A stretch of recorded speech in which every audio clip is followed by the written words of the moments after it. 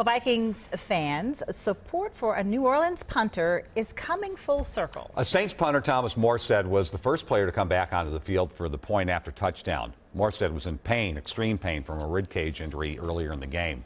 Well, that impressed one Viking fan so much that he posted a link onto Morestead's foundation. That link has gone viral. WCCO's Reg Chapman has more on how much has been raised so far and why Morestead is donating money from Viking fans back to Minnesota. Neither one of us thought it would explode to the level and degree that it has.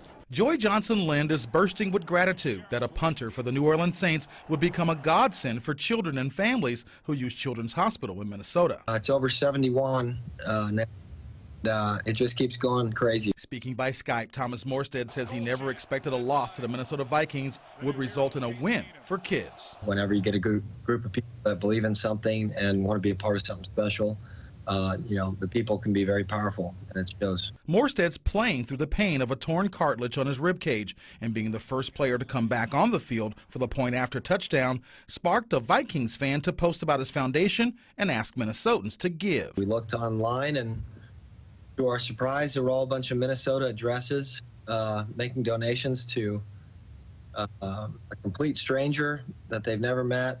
I don't know, I just felt like we should give the money to the hospital up there. Morestead says he is impressed with Minnesota fans. This hasn't gotten to $71,000 because of 20 people making thousands of dollars in donations. It's thousands of people making $10 donations.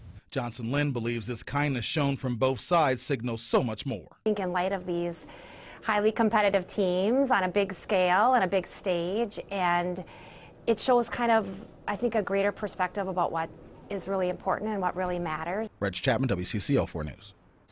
All the money donated to Minnesota goes to the Child Life program at Children's Minnesota. That helps kids understand their diagnosis and their treatments.